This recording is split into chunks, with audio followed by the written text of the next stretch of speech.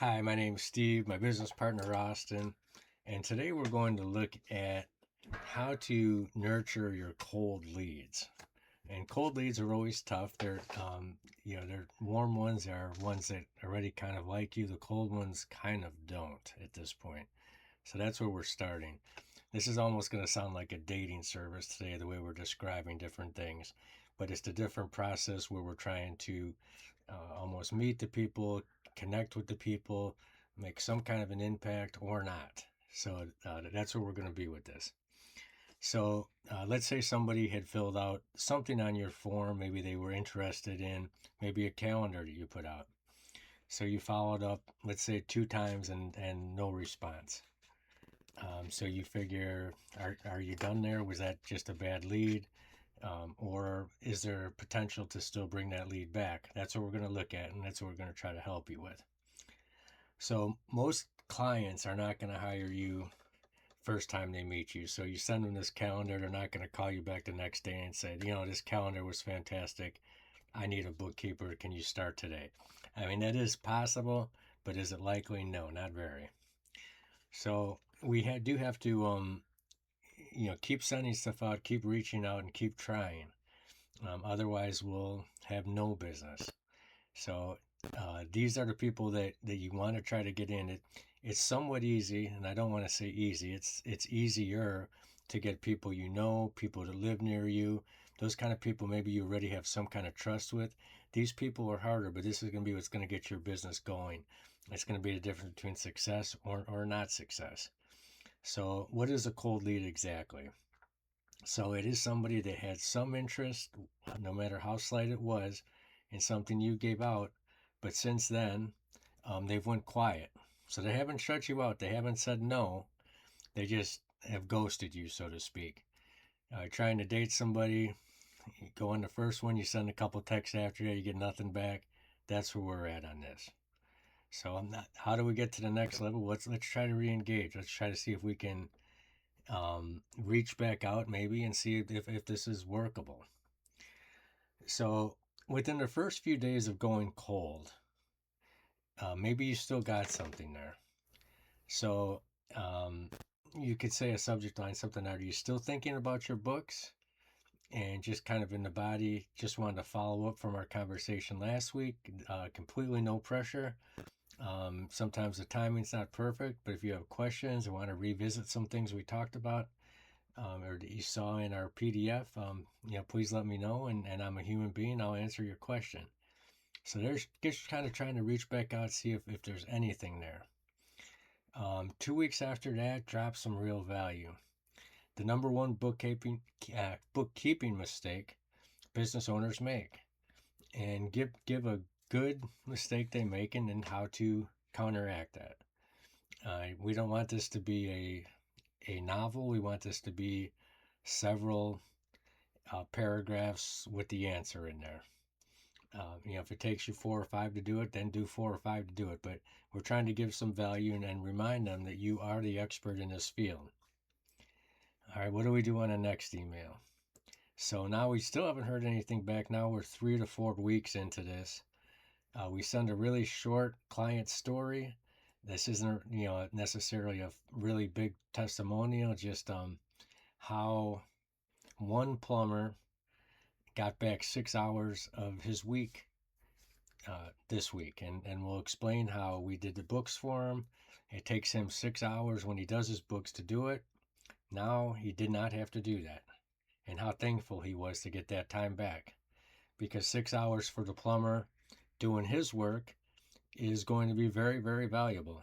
Even if he's paying you at the same time, the plumbers are going to be charging more than you're going to get, most likely. So very, very helpful. And the plumber gets to do what he likes, and the bookkeeper gets to do what they're good at. All right, I'm turning it over to Austin now for the next 3 emails going out. Okay, email for the FAQ email. So at this point, they're already hearing for you for about a month, and people are warming up. They're just not like maybe they're not ready. And this email handles objections before they even voice them. So some like questions I get asked before people hire a bookkeeper. Um, the like list 3 or 4 real questions you hear from prospects. Things like, oh, do I really need a bookkeeper if I'm just a solo business? How much does this actually cost? What happens to my existing mess of records? Answer one briefly and honestly. This email builds trust before you're not dodging the hard questions. You're walking right into them. And you can end with the Calendly link, but like don't pressure them. Day 5, the referral ask. Oh, here's one step most people skip and it's a mistake. Or here's one most people skip and it's a mistake. Know anyone who could use some help with their books? That should be the subject line. Just short. Um, and you acknowledge they may not be ready personally, so that's totally fine. And you ask if they know anyone who might benefit from a conversation. And it does 2 things. It keeps you in front of them without pitching them directly, and it opens a referral channel you otherwise never would have created. A lot of bookkeepers get clients from this email, even when the original lead never converted. And then email 6, I think this is the last one, the breakup email. Um, one that's like, and you'll be surprised how many actually get how many actually respond to this email. It's something like, should I stop reaching out?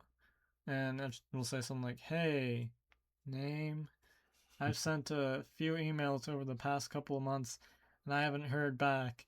I completely understand. Timing isn't always right and your inbox is probably packed. I don't want to keep showing up if it's not useful, so this will be my last email unless I hear from you. If things change down the road and you want to talk bookkeeping, you know where to find me. Either way, I hope your business is going well. And end with your name. That's it. There's no hard sell, no guilt trip, and it just works because it triggers a response from people who are on the fence.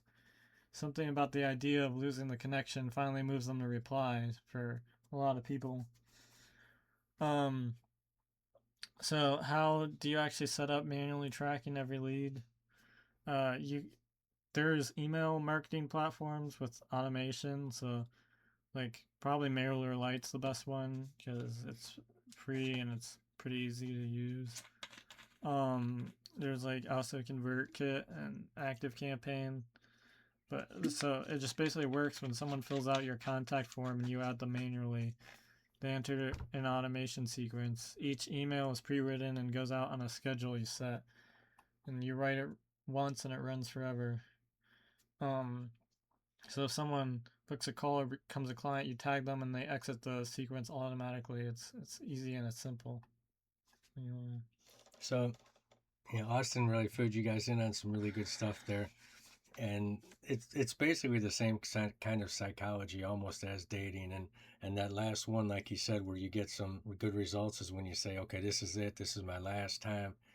And for a lot of times, some people will be like, well, I don't know if I really want this to be the last time. Whether it's an email list, dating somebody, anything where you're saying, this is it, I'm done. A lot of times then people want back in. And that's the whole psychology of this is with the very last one, you try to just see if you can make a last ditch effort to make this work. So the end of the day, the reason that that this is valuable is because these are completely cold leads. So if I'm gal at bookkeeping and I've got a completely cold lead and I'm able to, let's say, get 1 out of 20 of those into my system to, and become a customer, that's a huge win for me. That's a lot better than I'll get by trying to place ads out to all these different people. If I can get people into my email list and groom them up enough to have them want to be in, that would be outstanding. We got Chevy Chase, Maryland Bookkeepers. Austin catches me off guard on a lot of these names. But if you're in that area, it's a really nice, easy market to move up into. Our number one guy has 1 review.